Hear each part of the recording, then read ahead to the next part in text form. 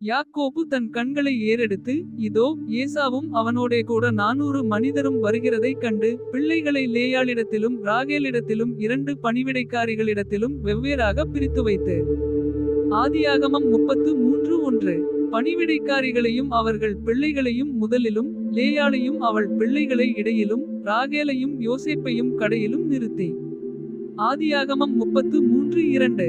தான் அவர்களுக்கு முன்னாக நடந்து போய் 7 விசை தரைமட்டும் குனிந்து வணங்கி. தன் சகோதரன் கிட்ட சேர்ந்தான். ஆதியாகமம் 33:3. அப்பொழுது ஏசா எதிர்கொண்டு ஓடிவந்து அவனை தழுவி. அவன் கழுத்தை கட்டிக்கொண்டு அவனை முத்தஞ்செய்தான். இருவரும் அழுதார்கள்.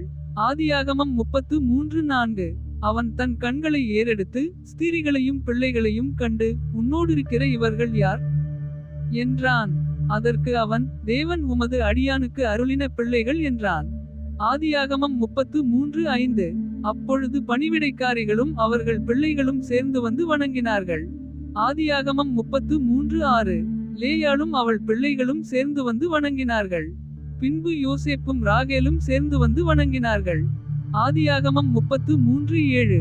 அப்பொழுது அவன், எனக்கு எதிர்கொண்டு வந்த அந்த மந்தையெல்லாம் என்னத்துக்கு என்றான். அதற்கு அவன், என் ஆண்டவனுடைய கண்களில் எனக்கு தயவு கிடைக்கிறதற்கு என்றான். ஆதியாகமம் 33:8. அதற்கு ஏசா, என் சகோதரனே, எனக்கு போதுமானது உண்டு. உன்னுடையது உனக்கு இருக்கட்டும் என்றான்.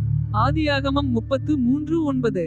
அதற்கு யாக்கோபு, அப்படி அல்ல, உம்முடைய கண்களில் எனக்கு தயவு கிடைத்ததேயானால் என் வெகுமதியை என் கையிலிருந்து ஏற்றுக்கொள்ளும். நீர் என் மேல் பிரியமானீர். நான் உம்முடைய முகத்தை கண்டது தேவதூதனுடைய முகத்தை கண்டது போல இருக்கிறது. ஆதியாகமம் 33:10. தேவன் எனக்கு அனுக்கிரகம் செய்திருக்கிறார். வேண்டியதெல்லாம் எனக்கு உண்டு. ஆகையால் உமக்கு கொண்டு வரப்பட்ட என் காணிக்கையை ஏற்றுக்கொள்ளும் என்று சொல்லி அவனை வருந்தி கேட்டுக்கொண்டான். அப்பொழுது அவன் அதை ஏற்றுக்கொண்டான். ஆதியாகமம் 33:11. பின்பு அவன், நாம் புறப்பட்டு போவோம் வா, நான் உனக்கு முன் நடப்பேன் என்றான். ஆதியாகமம் 33:12. அதற்கு அவன், பிள்ளைகள் இளம் பிள்ளைகள் என்றும் கறவையான ஆடுமாடுகள் என்னிடத்தில் இருக்கிறது என்றும் என் ஆண்டவனுக்கு தெரியும். அவைகளை ஒரு நாளாவது துரிதமாய் ஓட்டினால் மந்தை எல்லாம் மாண்டுபோம். ஆதியாகமம் 33:13. என் ஆண்டவனாகிய நீர் உமது அடியானுக்கு முன்னே போம். நான் சேயீருக்கு என் ஆண்டவனிடத்தில் வருமளவும் எனக்கு முன் நடக்கிற மந்தைகளின் கால்நடைக்கும் பிள்ளைகளின் கால்நடைக்கும் தக்கதாக மெதுவாய் அவைகளை நடத்தி கொண்டு வருகிறேன் என்றான். ஆதியாகமம் 33:14. அப்பொழுது ஏசா, என்னிடத்திலிருக்கிற ஜனங்களில் சிலரை நான் உன்னிடத்தில் நிறுத்திவிட்டு போகட்டுமா என்றான். அதற்கு அவன், அது என்னத்திற்கு, என் ஆண்டவனுடைய கண்களில் எனக்கு தயவு கிடைத்தால் மாத்திரம் போதும் என்றான். ஆதியாகமம் 33:15. அன்றைய தினம் ஏசா திரும்பி தான் வந்த வழியே சேயீருக்கு போனான். ஆதியாகமம் 33:16. யாக்கோபு சுக்கோத்திற்கு பிரயாணம் பண்ணி தனக்கு ஒரு வீடு கட்டி தன் மிருகஜீவன்களுக்கு கொட்டாரங்களை போட்டான். அதனாலே அந்த ஸ்தலத்துக்கு சுக்கோத் என்று பெயரிட்டான். ஆதியாகமம் 33:17.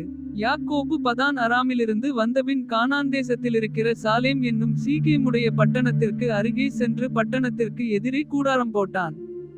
ஆதியாகமம் 33:18. தான் கூடாரம் போட்ட வெளியின் நிலத்தை சீகேமின் தகப்பனாகிய எமோரியரின் புத்திரர் கையிலே 100 வெள்ளிக்காசுக்கு கொண்டு.